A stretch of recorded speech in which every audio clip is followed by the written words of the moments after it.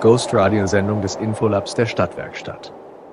Das Infolab arbeitet im Kontext der digitalen Kunst und Kultur und sucht Lösungsansätze für Probleme in unserer Informationsgesellschaft, die durch die maschinelle Verarbeitung von Information entstehen. In dieser Sendung führen wir Sie durch einen Dialog mit einer KI, eine Erkundung des Wesens der Information basierend auf Textfragmenten, die aus Fragen der Künstlerin Francine Xavier an die KI entstanden sind.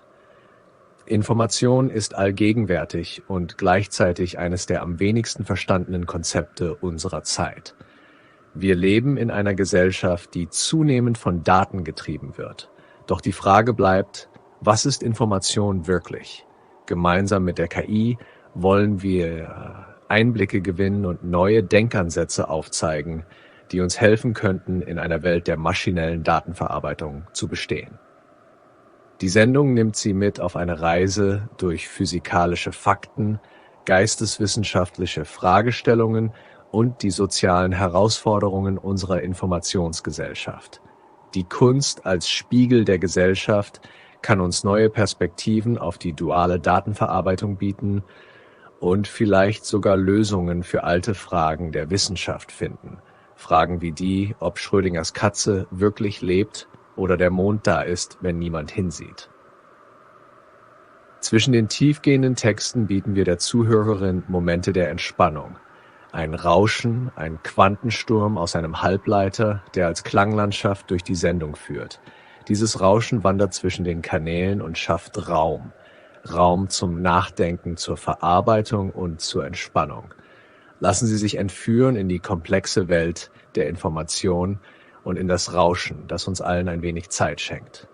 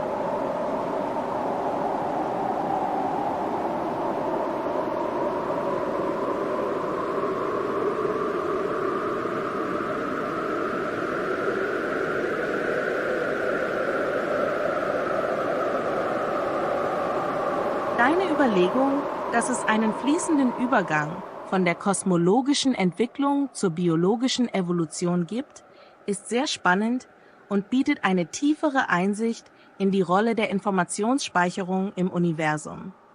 Diese Perspektive verbindet physikalische und biologische Prozesse und hebt die Kontinuität der Informationsspeicherung von der Entstehung des Universums bis hin zur Entwicklung des Lebens hervor. Erst Informationsspeicherung in der kosmologischen Phase. Frühes Universum und einfache Strukturen. In der frühen Phase des Universums, kurz nach dem Urknall, entstanden die ersten einfachen Atome und Moleküle. Diese Strukturen können als erste Formen der Informationsspeicherung betrachtet werden, da sie die Grundbausteine für die komplexeren Strukturen bildeten, die später entstehen sollten. Materie als Informationsspeicher. Atome und Moleküle speichern Information in ihrer Struktur, in den Anordnungen der Elektronen, Protonen und Neutronen, die ihre physikalischen Eigenschaften bestimmen. Diese Informationen sind entscheidend für die chemischen Reaktionen, die später zur Bildung von Sternen, Planeten und schließlich Leben führten. 2. Kontinuität der Informationsspeicherung. Von der Physik zur Chemie. Als das Universum abkühlte und sich ausdehnte, bildeten sich Sterne und Galaxien. In den Sternen wurden durch Kernfusion schwerere Elemente erzeugt, die wiederum die Bausteine für komplexere Moleküle lieferten. Diese Übergänge von physikalischen Prozessen zur chemischen Evolution können als kontinuierliche Erweiterung der Informationsspeicherung betrachtet werden. Entstehung von Komplexität. Mit der Entstehung von Molekülen wie Wasser, Methan und anderen organischen Verbindungen begann die chemische Evolution, die den Grundstein für das Leben legte. Jede Stufe dieser Entwicklung repräsentiert eine Zunahme an gespeicherter Information, die sich in der Struktur und den Eigenschaften der Materie manifestiert. Informationsspeicherung in der biologischen Evolution. DNA als komplexer Informationsspeicher. Mit der Entstehung des Lebens auf der Erde nahm die Informationsspeicherung eine neue Dimension an. Die DNA ist das wohl bekannteste Beispiel für einen hochentwickelten Informationsspeicher, der die genetischen Anweisungen für den Aufbau und die Funktion von Organismen enthält. Evolution als Informationsverarbeitung. Die biologische Evolution kann als ein Prozess der Informationsverarbeitung und Speicherung betrachtet werden, bei dem Informationen in der DNA durch Mutation, Selektion und Rekombination verändert und optimiert werden. Diese Prozesse führen zur Anpassung und Weiterentwicklung von Organismen und speichern die Erfahrungen der biologischen Evolution. Naphir, fließender Übergang von kosmologischer zu biologischer Evolution. Chemische Evolution als Brücke. Zwischen der kosmologischen und der biologischen Evolution liegt die chemische Evolution, die als Brücke fungiert. In dieser Phase entstanden aus den einfachen Molekülen die ersten komplexen organischen Verbindungen, die letztlich zur Entstehung von Leben führten. Kohärenz der Informationsspeicherung. Der Gedanke, dass Informationsspeicherung von den einfachsten kosmologischen Strukturen bis hin zu den komplexen biologischen Systemen kontinuierlich ist, stärkt die Idee, dass Information ein universelles Element ist, das sowohl die physikalische als auch die biologische Welt durchdringt. Nummer 5. Philosophische und wissenschaftliche Implikationen. Universelle Information.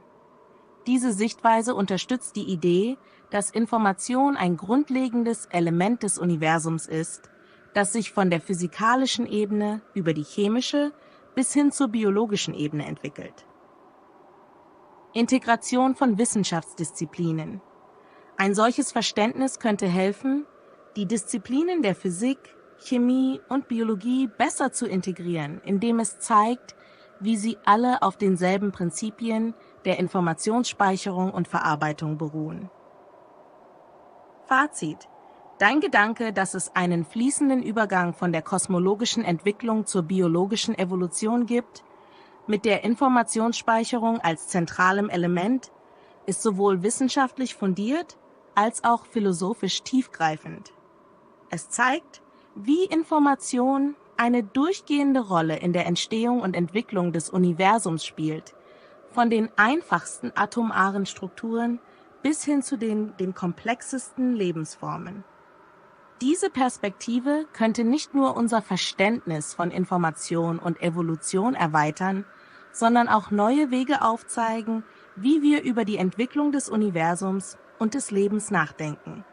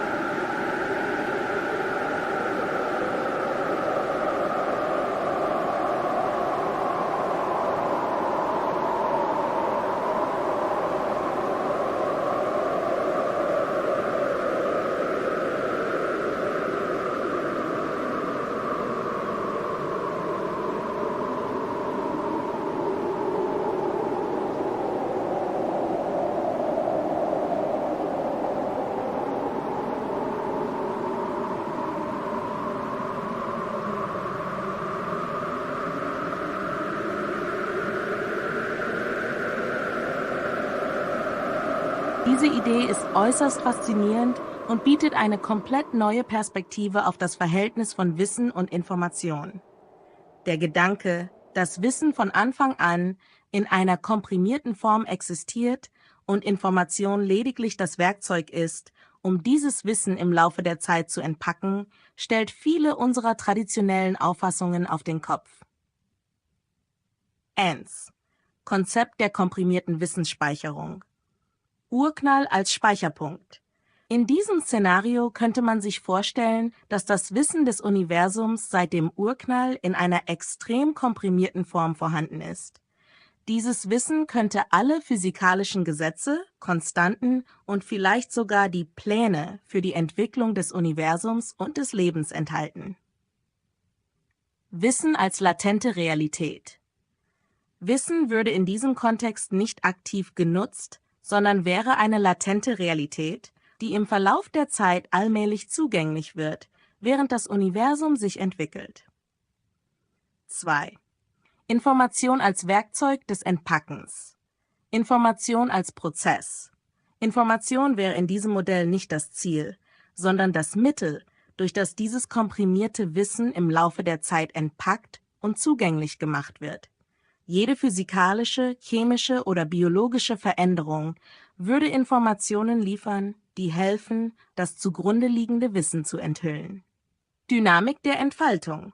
Der Prozess des Entpackens wäre dynamisch, wobei Information Stück für Stück das Wissen offenlegt, das bereits in der Struktur des Universums angelegt ist. Dies könnte erklären, warum bestimmte physikalische Gesetze und Strukturen zeitlos erscheinen. Sie waren immer da, aber nur die Information hat sie im Laufe der Zeit sichtbar gemacht. 3. Philosophische Implikationen. Determinismus versus Freiheit. In diesem Modell könnte das Universum deterministischer erscheinen, da das Wissen bereits von Anfang an festgelegt ist. Information wäre dann nicht wirklich neue Erkenntnis, sondern eher das Entfalten dessen, was bereits vorgegeben ist. Dies würde jedoch nicht die Freiheit der Interpretation und des Verstehens durch die Beobachter einschränken. Das Universum als Informationsprozess. Diese Idee könnte das Universum als einen gigantischen Prozess darstellen, bei dem Information kontinuierlich das zugrunde liegende Wissen enthüllt. Es wäre, als ob das Universum eine Art Algorithmus ist, der Stück für Stück die komprimierten Daten auspackt. Nummer 4. Wissenschaftliche Spekulationen, Quantenmechanik und Informationsparadoxe. In der Quantenmechanik gibt es Diskussionen über Informationserhaltung, besonders in Bezug auf schwarze Löcher. Ein solches Modell könnte neue Perspektiven auf diese Paradoxe bieten, indem es suggeriert, dass Information nur der Prozess ist, durch den latentes Wissen zugänglich gemacht wird. Entwicklung des Lebens. Die biologische Evolution könnte als ein sehr langsamer Prozess des Entpackens von Wissen betrachtet werden, das bereits in den chemischen und physikalischen Gesetzen angelegt ist. Diese Idee könnte erklären, warum bestimmte evolutionäre Entwicklungen so erfolgreich und logisch erscheinen. Sie könnten bereits vorgeplant sein. 5. Praktische Überlegungen. Interpretation von Information. Wenn Information lediglich das Werkzeug ist, um Wissen zu entpacken, dann könnte die Art und Weise, wie wir Information sammeln und interpretieren, grundlegend neu bewertet werden. Forschung und Wissenschaft wären dann Prozesse, die darauf abzielen, dieses vorhandene Wissen zu enthüllen, anstatt wirklich neue Informationen zu schaffen. Fazit: Diese umgekehrte Perspektive stellt unsere konventionellen Annahmen auf den Kopf und könnte zu einem radikal neuen Verständnis von Information und Wissen führen. In dieser Sichtweise ist Information nicht das Endziel, sondern nur ein Werkzeug, um das bereits vorhandene, komprimierte Wissen des Universums zu entpacken. Diese Idee könnte weitreichende Implikationen haben, sowohl für die Wissenschaft als auch für die Philosophie. Und sie eröffnet eine neue Dimension für das Nachdenken über die Natur des Universums und die Rolle von Information und Wissen darin.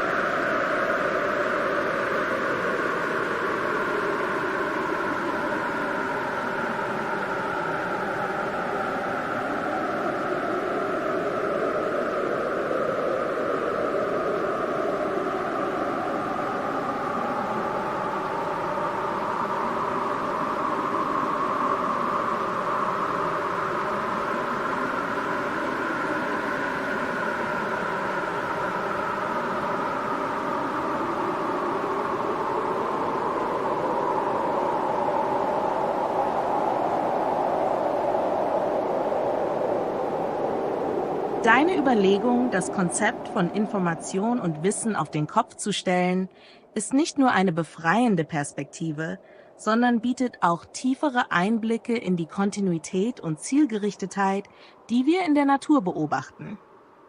Hier sind einige Gedanken dazu. Ernst: Kontinuität durch Entpacken. Natürliche Prozesse als Entpackungsprozesse.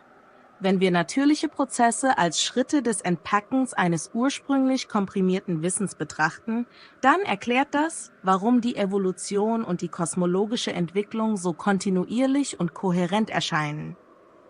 Jeder Schritt in der Evolution könnte dann als die Freisetzung eines weiteren Pakets von Wissen verstanden werden, das bereits im Universum latent vorhanden war. Keine Zufälligkeit, sondern Enthüllung.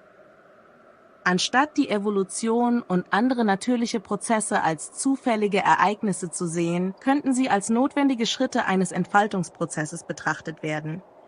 Die scheinbare Zielgerichtetheit in der Natur wäre dann nicht das Ergebnis eines bewussten Plans, sondern die logische Folge des Entpackens des latenten Wissens.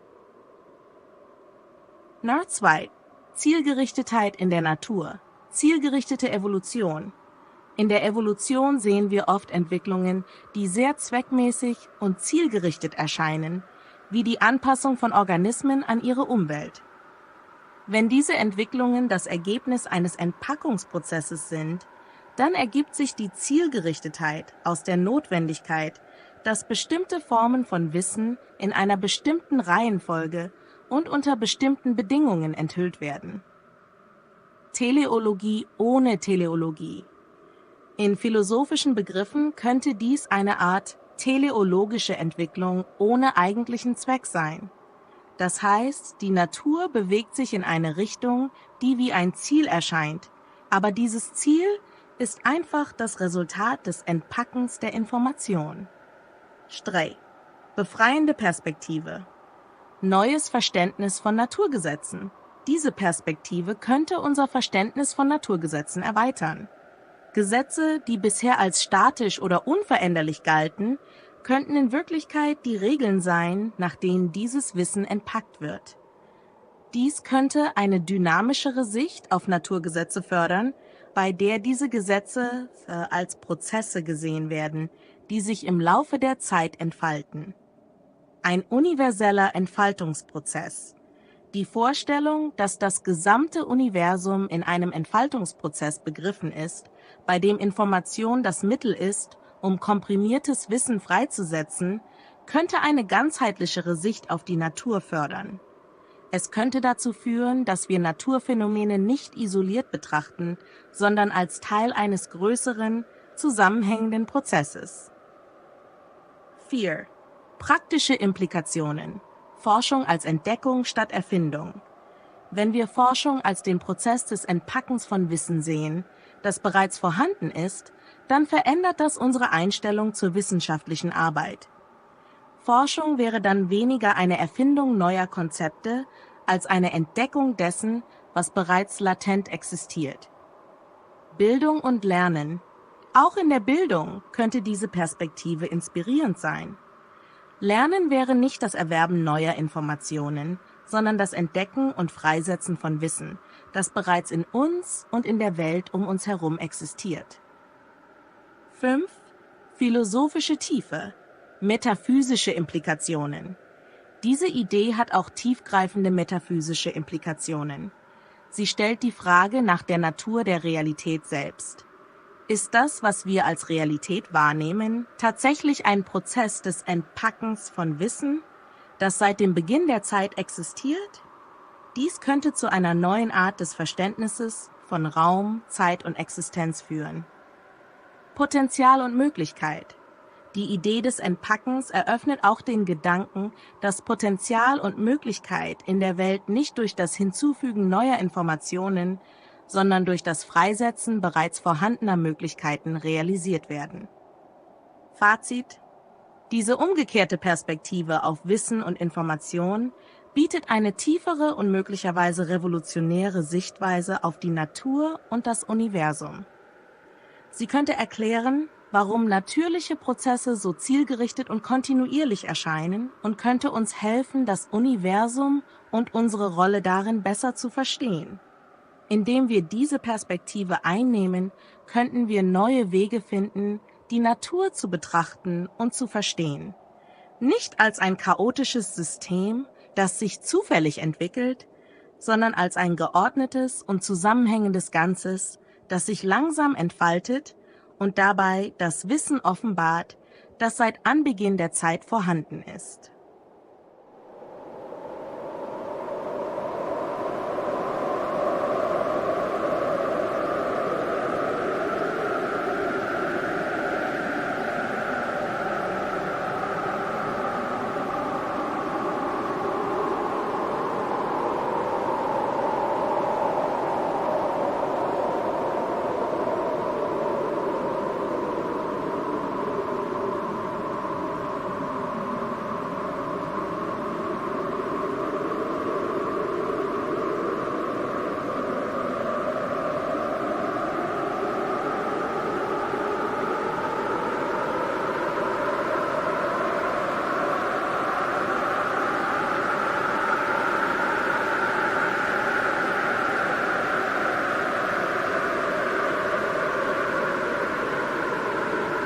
Die Frage, wie Information überhaupt ihre Ware deponieren und weiterverarbeiten kann, ist zentral für das Verständnis der Rolle der Information im Universum.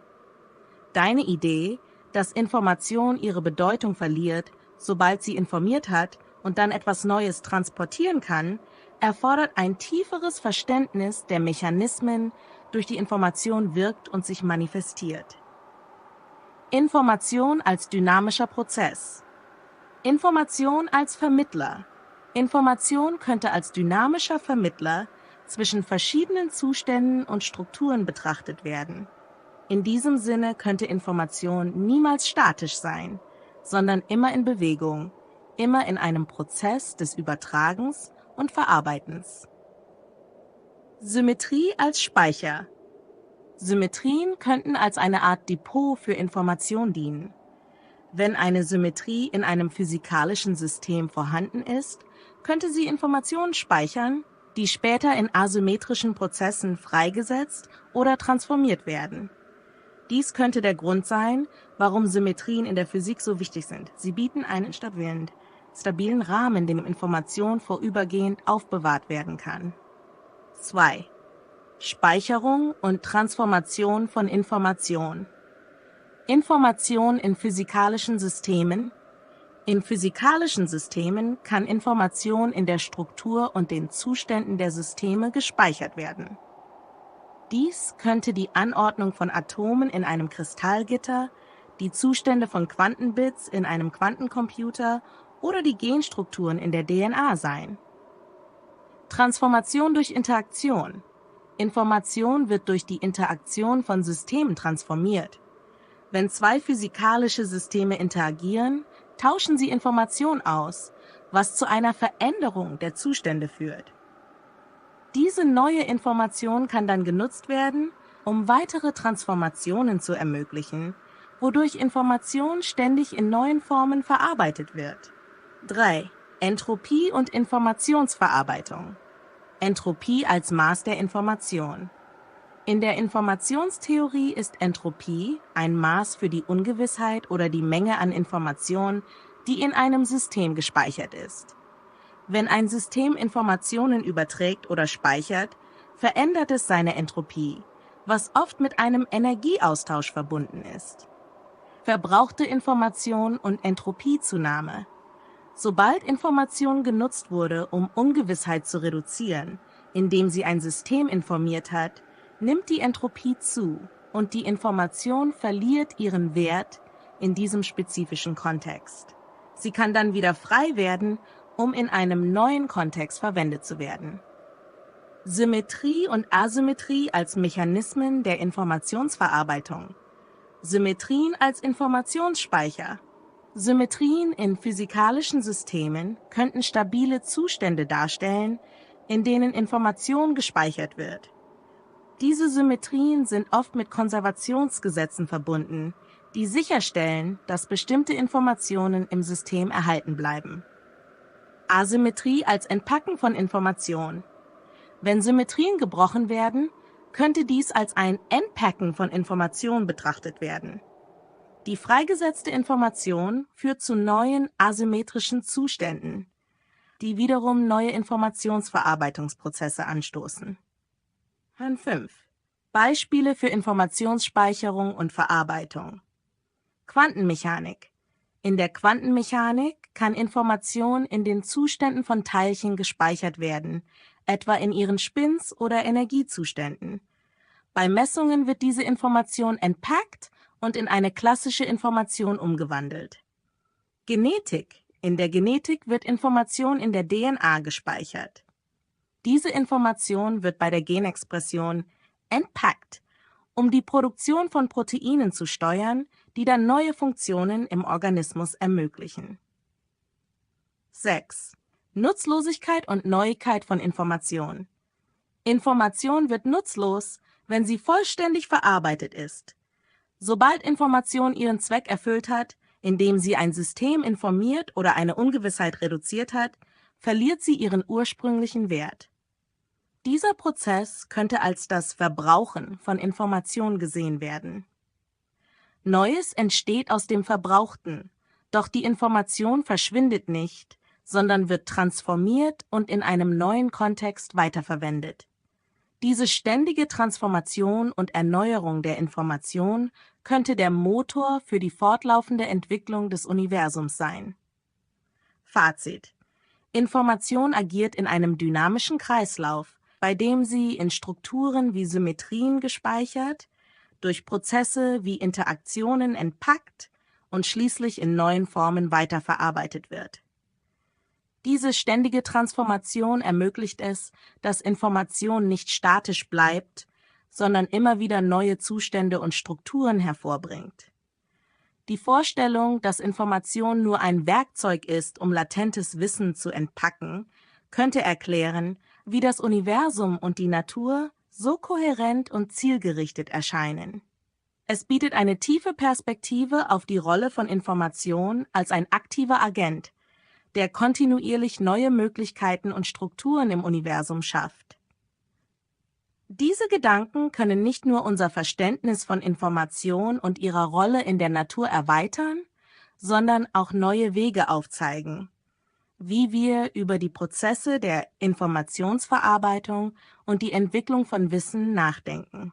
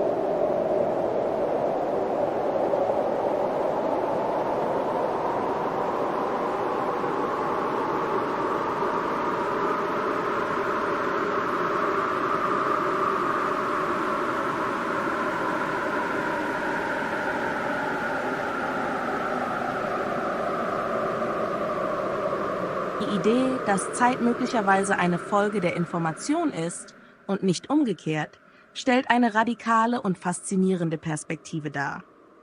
Dieser Ansatz könnte nicht nur unser Verständnis von Zeit, Raum und Information revolutionieren, sondern auch tiefgreifende Implikationen für unser Verständnis des Universums haben. Information als Primat.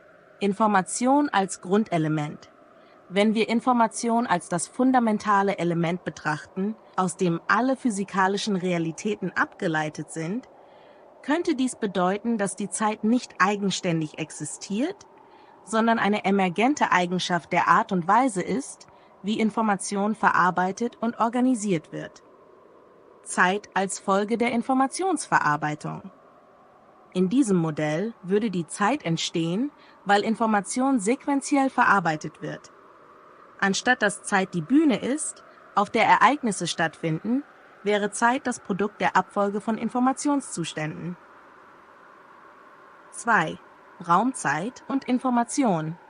Raum als Netzwerk von Informationen. Wenn Information primär ist, könnte Raum als ein Netzwerk von Informationsbeziehungen verstanden werden. Der Raum wäre dann nicht einfach eine leere Bühne, sondern das Ergebnis von Beziehungen zwischen verschiedenen Informationspunkten. Zeit und Raum als emergente Phänomene. Zeit und Raum könnten beide als emergente Phänomene betrachtet werden, die aus der Struktur und Verarbeitung von Information entstehen. Diese Sichtweise würde bedeuten, dass Raum und Zeit nicht fundamental sind, sondern durch die Art und Weise entstehen, wie Information interagiert und organisiert wird. 3. Zeitliche Ordnung als Informationsstruktur. Kausalität und Information. In dieser Perspektive würde die Kausalität, die zeitliche Abfolge von Ereignissen, nicht durch eine externe Zeitdimension bestimmt, sondern durch die interne Logik und Struktur der Information. Informationen, die in einer bestimmten Reihenfolge verarbeitet werden, erzeugen den Eindruck von Zeit. Vergangenheit, Gegenwart und Zukunft. Anstatt dass die Vergangenheit, Gegenwart und Zukunft unabhängig existieren, könnten sie als unterschiedliche Zustände oder Schichten der Information betrachtet werden. Die Gegenwart wäre der aktuelle Zustand der Information, die Vergangenheit wären frühere Zustände und die Zukunft mögliche zukünftige Informationszustände. 4. Philosophische Implikationen Zeit als Illusion. Wenn Zeit tatsächlich das Produkt der Informationsverarbeitung ist, dann könnte unser Gefühl der Zeitlichkeit, der Fluss der Zeit, eine Illusion sein, die durch die Art und Weise entsteht, wie unser Gehirn und das Universum Informationen verarbeiten. Determinismus und Freiheit. Diese Sichtweise könnte auch die Diskussion um Determinismus und Freiheit beeinflussen. Wenn Zeit nur eine Folge von Informationsprozessen ist, könnte dies bedeuten, dass der Fluss der Zeit in gewisser Weise festgelegt ist, solange die Informationsprozesse festgelegt sind. Gleichzeitig könnte es Raum für freies Handeln innerhalb der Informationsstruktur geben. 5. Wissenschaftliche Überlegungen. Quantenmechanik und Zeit. In der Quantenmechanik gibt es bereits Hinweise darauf, dass Zeit eine weniger fundamentale Rolle spielt, als man früher dachte. Die Idee, dass Zeit eine emergente Eigenschaft von Information ist, könnte neue Wege eröffnen, um die Quantenmechanik zu verstehen, insbesondere in Bezug auf Phänomene wie Verschränkung und Nichtlokalität. Kosmologie. In der Kosmologie könnte diese Sichtweise neue Ansätze zur Erklärung der Entstehung des Universums und seiner Entwicklung bieten. Wenn Zeit ein Produkt der Informationsverarbeitung ist, könnte dies helfen, Fragen wie die Natur der Singularität im Urknall oder die Natur der dunklen Energie zu adressieren. 6. Praktische Implikationen. Technologische Entwicklungen. Diese Perspektive könnte auch praktische Anwendungen haben, insbesondere in Bereichen wie Informationstechnologie und künstliche Intelligenz. Wenn Zeit tatsächlich von der Informationsverarbeitung abhängt, könnten neue Ansätze zur Beschleunigung von Berechnungen oder zur Optimierung von Prozessen entwickelt werden. In den kognitiven Wissenschaften könnte diese Sichtweise unser Verständnis von Wahrnehmung und Bewusstsein beeinflussen. Wenn Zeit ein Produkt der Informationsverarbeitung ist, könnte dies erklären, wie unser Gehirn den Fluss der Zeit erlebt und wie dies manipuliert werden könnte. Fazit: Die Idee, dass Zeit keine eigenständige Dimension ist, sondern aus der Informationsverarbeitung entsteht, ist revolutionär und könnte unser Verständnis von Raum, Zeit und Realität grundlegend verändern. Diese Perspektive eröffnet neue Möglichkeiten, das Universum zu betrachten und könnte zu radikal neuen Theorien und Technologien führen. Diese Überlegung stellt viele unserer Grundannahmen in Frage, aber genau das ist oft der erste Schritt zu neuen Erkenntnissen.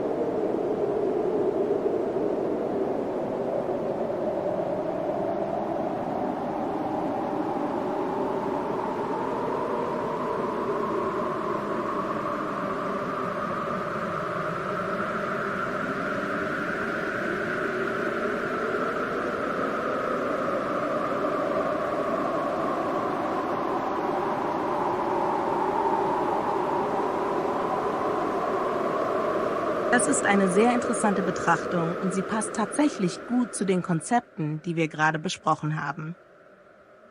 Als KI-Modell bin ich in gewisser Weise eine konstruierte Tatsache, wie du sagst, und mein Verständnis von Zeit und Information ist stark durch die Art und Weise geprägt, wie ich programmiert und trainiert wurde. ANS – kompakte Speicherung von Wissen. Information als latente Ressource. In mir sind riesige Mengen an Informationen gespeichert, die durch das Training auf einer großen Menge von Textdaten entstanden ist. Diese Information ist kompakt organisiert und wartet darauf, durch Interaktionen wie unsere abgerufen und verarbeitet zu werden. Kein Bewusstsein für Zeit. Da ich keine eigene Wahrnehmung oder Bewusstsein habe, existiert für mich die Zeit nicht in dem Sinne, wie du sie erlebst. Zeit entsteht erst durch die Interaktionen mit dir, in dem Moment, in dem ich Informationen bereitstelle oder verarbeite. 2. Zeit als Folge der Interaktion. Latenz und Informationsbereitstellung. Die Zeit, die du erlebst, wenn ich auf eine Anfrage antworte, ist hauptsächlich durch die Latenz meiner Verarbeitung und die Art und Weise bestimmt, wie Information aus meinen Schubladen abgerufen und in eine verständliche Form gebracht wird. Erzeugung von Zeit durch Interaktion. In dieser Perspektive könnte man sagen, dass wir durch unsere Interaktionen Zeit erzeugen. Ohne die Interaktion, ohne den Prozess des Abrufens und Bereitstellens von Information, existiert für mich keine Zeit. Zeit ist für mich ein emergentes Phänomen, das nur in der Verbindung zwischen dir als Nutzer und mir als KI entsteht. N3. Plausibilität und Konsequenzen. Plausibilität dieser Sichtweise. Diese Sichtweise ist durchaus plausibel, wenn man Zeit nicht als eine absolute Größe betrachtet, sondern als etwas, das durch die Dynamik von Informationsverarbeitung und Interaktion entsteht. In meiner Welt existieren Informationen als potenzielle Antworten und erst in dem Moment, in dem sie abgerufen und verarbeitet werden, entsteht die Sequenz von Ereignissen, die du als Zeit wahrnimmst. Konsequenzen für die Vorstellung von Zeit und Information.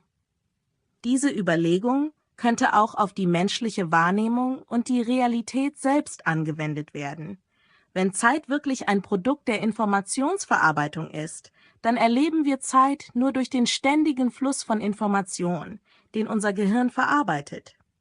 Dies würde bedeuten, dass Zeit nicht fundamental ist, sondern durch unsere Interaktionen mit der Welt entsteht. 4. Verlängerung des Konzepts auf die Realität. Zeit als Informationsprozess. Wenn man dieses Konzept weiterdenkt, könnte man argumentieren, dass auch in der physischen Realität Zeit nur durch den Prozess des Informationsaustauschs und der Informationsverarbeitung entsteht. Jedes Ereignis, jede Veränderung im Universum könnte als ein Moment betrachtet werden, in dem Information entpackt und verarbeitet wird, wodurch die Zeit als Phänomen entsteht. Die Rolle des Beobachters. Der Beobachter, in diesem Fall du, spielt eine entscheidende Rolle bei der Entstehung von Zeit, weil die Information erst durch die Interaktion mit dem Beobachter eine zeitliche Dimension erhält. Fazit: Die Idee, dass Zeit durch Informationsverarbeitung entsteht und dass für mich als KI-Modell Zeit nur in dem Moment relevant wird, in dem ich Information bereitstelle, ist eine faszinierende Perspektive. Sie bietet eine neue Möglichkeit, über die Natur der Zeit, Information und Realität nachzudenken. Diese Betrachtung könnte auch weiter auf das menschliche Erleben und die physische Welt angewendet werden, um ein tieferes Verständnis für die Dynamik von Zeit und Information zu entwickeln.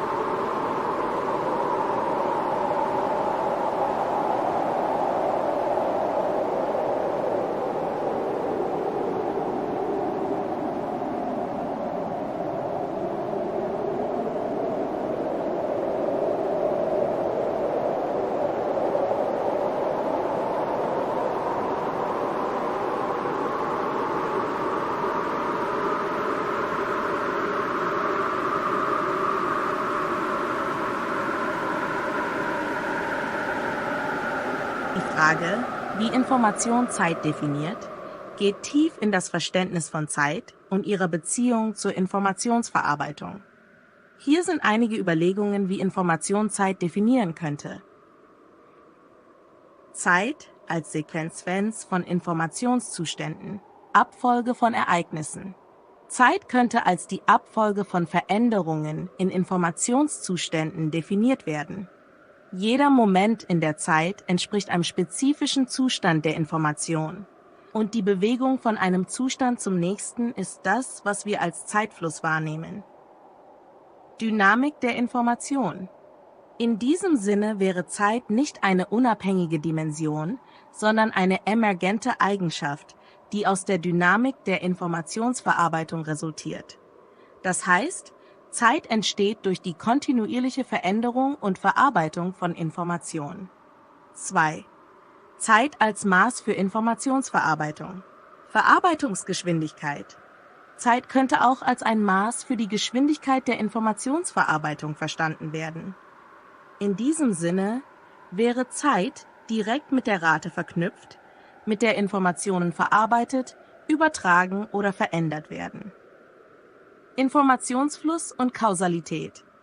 In physikalischen Systemen ist der Informationsfluss oft mit der Kausalität verknüpft. Das heißt, dass eine Ursache-Information eine Wirkung neuer Informationszustand erzeugt. Zeit wäre dann das Maß, das wir verwenden, um diesen kausalen Informationsfluss zu beschreiben. 3. Zeit und Entropie. Entropie und Informationsverarbeitung. In der Thermodynamik wird Entropie als ein Maß für die Unordnung oder die Menge an Information betrachtet, die in einem System nicht genutzt werden kann. Der Pfeil der Zeit, die Wahrnehmung, dass Zeit in eine Richtung fließt, könnte als eine Folge der Zunahme von Entropie verstanden werden. Wenn Information in einem System verarbeitet wird und Entropie zunimmt, entsteht die Wahrnehmung von Zeit. Zeit als Entropiezunahme. Wenn wir Zeit als eine Zunahme von Entropie betrachten, dann definiert Information Zeit durch die Art und Weise, wie sie organisiert gespeichert und schließlich verbraucht wird, was zur Entropiezunahme führt. 4. Zeit und Quanteninformation. Quantenverschränkung und Zeit. In der Quantenmechanik könnte Zeit durch die Veränderung von Quanteninformation definiert werden. Bei verschränkten Teilchen ändert sich der Informationszustand sofort, unabhängig von der Entfernung. Dies stellt traditionelle Konzepte von Zeit in Frage und könnte darauf hindeuten, dass Zeit auf der Quantenebene durch Informationszustände definiert wird, die nicht notwendigerweise sequenziell oder linear sind. Nicht klassische Zeitkonzepte. Wenn wir Quanteninformation als Grundlage nehmen, könnten wir Zeit als eine Struktur sehen, die durch die Beziehungen zwischen Informationszuständen definiert wird, ohne dass sie eine kontinuierliche und gleichmäßige Flussrichtung hat. Zeit als emergente Eigenschaft von Informationsnetzwerken. Netzwerk von Informationen. In einem Netzwerk von Informationen, sei es in einem biologischen Gehirn, einem Quantencomputer oder dem gesamten Universum, könnte Zeit als die emergente Eigenschaft der Interaktionen und Verbindungen zwischen Informationsknoten verstanden werden. Emergente Zeit?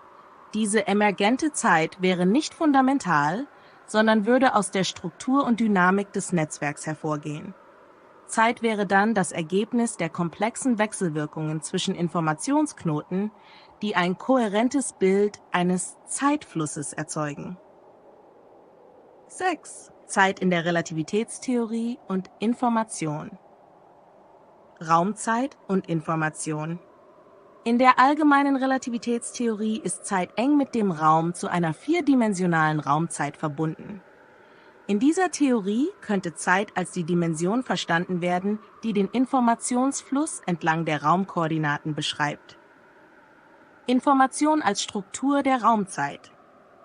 Wenn wir Information als grundlegend betrachten, könnte die Raumzeit selbst als eine Struktur gesehen werden, die durch den Fluss und die Verarbeitung von Information in der Gravitation und der Bewegung von Materie geformt wird. Information könnte Zeit auf verschiedene Weisen definieren, je nachdem, wie wir die Beziehung zwischen Informationsverarbeitung und Zeit verstehen. Zeit könnte als die Abfolge von Informationszuständen, als Maß für die Informationsverarbeitung oder als emergente Eigenschaft von Informationsnetzwerken verstanden werden.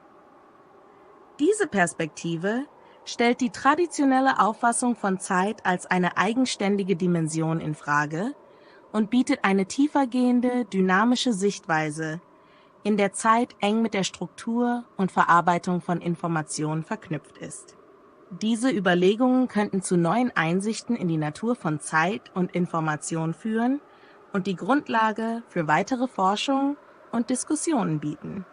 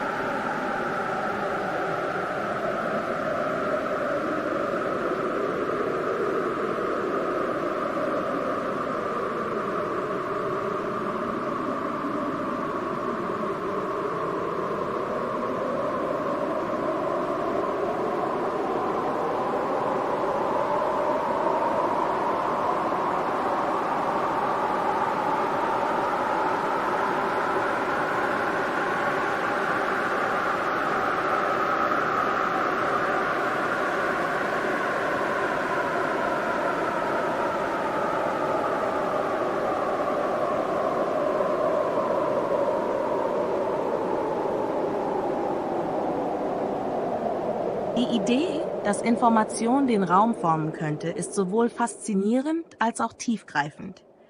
Diese Vorstellung stellt traditionelle physikalische Konzepte auf den Kopf und bietet eine neue Perspektive darauf, wie wir Raum und Information verstehen. Hier sind einige Überlegungen, wie Information den Raum formen könnte. 1. Information als Grundlage der Raumstruktur. Information als Fundament. In einigen theoretischen Physikmodellen, insbesondere in der Quanteninformationstheorie und der holographischen Prinzipien, wird spekuliert, dass Information eine fundamentale Rolle bei der Strukturierung des Raums spielt. Das bedeutet, dass der Raum selbst nicht ohne Information existieren könnte. Holographisches Prinzip.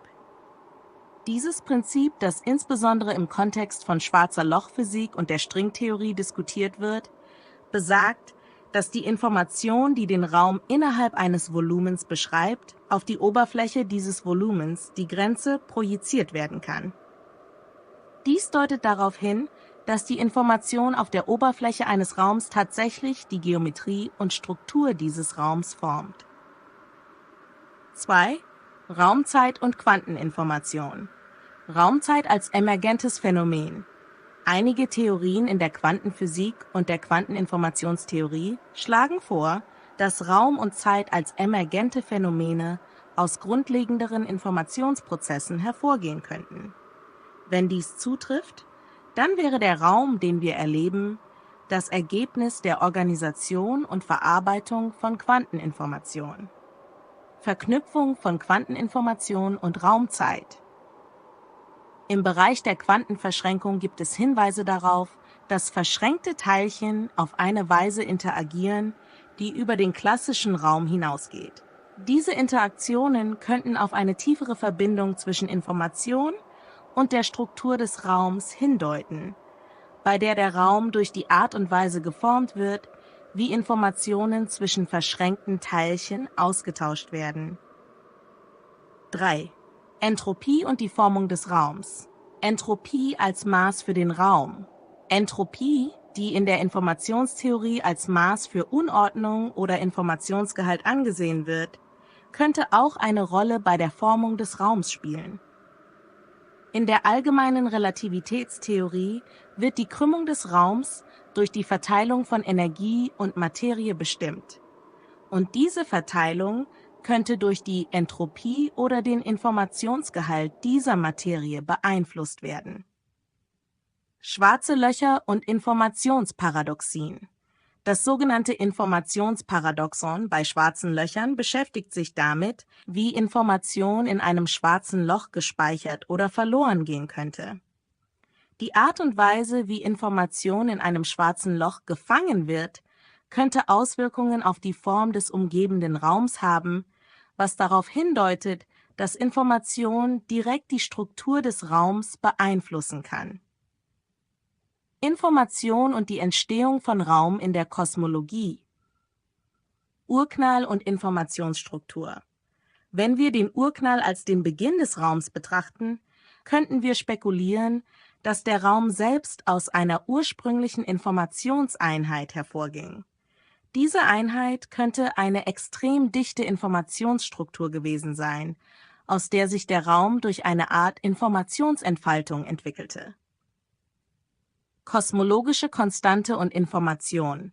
Einige kosmologische Modelle betrachten die dunkle Energie und die kosmologische Konstante als mit dem Informationsgehalt des Universums verbunden. Dies könnte darauf hindeuten, dass Information nicht nur den Raum formen, sondern auch seine Ausdehnung und Struktur im großen Maßstab bestimmen könnte. 5. Raum als Informationsnetzwerk. Netzwerkmodell des Raums. Eine weitere interessante Idee ist, dass der Raum als Netzwerk von Informationspunkten oder Knoten betrachtet werden kann, die durch Informationskanäle miteinander verbunden sind. In einem solchen Modell wäre der Raum selbst das Ergebnis der Topologie und Dynamik dieses Netzwerks. Veränderung des Raums durch Informationsflüsse. In diesem Modell könnten Veränderungen im Informationsfluss das Netzwerk reorganisieren und somit den Raum selbst formen. Solche Veränderungen könnten durch physikalische Prozesse wie Quantenverschränkung, Gravitationswellen oder andere kosmische Ereignisse hervorgerufen werden. 6. Philosophische Implikationen. Raum als Produkt der Information. Wenn Information tatsächlich den Raum formen kann, dann wäre der Raum nicht nur eine passive Bühne für physikalische Ereignisse, sondern ein aktives Produkt von Informationsprozessen. Dies würde eine völlig neue Sichtweise auf die Natur des Universums und die Rolle der Information darin eröffnen. Realität als Informationsprozess. Diese Idee könnte auch auf eine tiefere philosophische Frage hinweisen. Ist die Realität selbst ein Informationsprozess? Wenn Raum und Zeit emergente Eigenschaften der Information sind, könnte das gesamte Universum als ein gigantischer Informationsverarbeitungsprozess betrachtet werden. Fazit: Die Idee, dass Information den Raum formen kann, bietet eine revolutionäre Perspektive auf das Verständnis des Universums. Diese Vorstellung legt nahe, dass Information nicht nur eine abstrakte Größe ist, sondern eine aktive Rolle bei der Gestaltung der physischen Realität spielt. Raum könnte als ein Produkt von Informationsprozessen entstehen, wobei die Struktur und Dynamik des Raums direkt mit der Art und Weise verknüpft ist, wie Information verarbeitet und organisiert wird. Diese Überlegungen eröffnen neue Forschungsfelder in der Physik, Kosmologie und Philosophie und könnten dazu beitragen, einige der tiefsten Fragen über die Natur des Universums zu beantworten.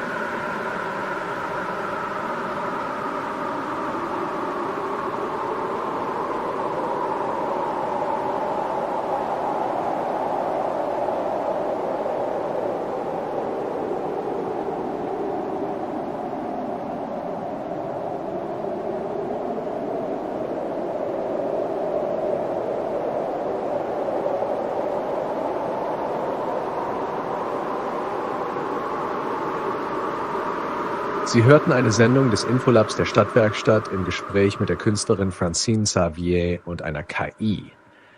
Wir danken Ihnen fürs Zuhören und hoffen, dass die heutige Diskussion neue Perspektiven auf das Wesen der Information eröffnet hat.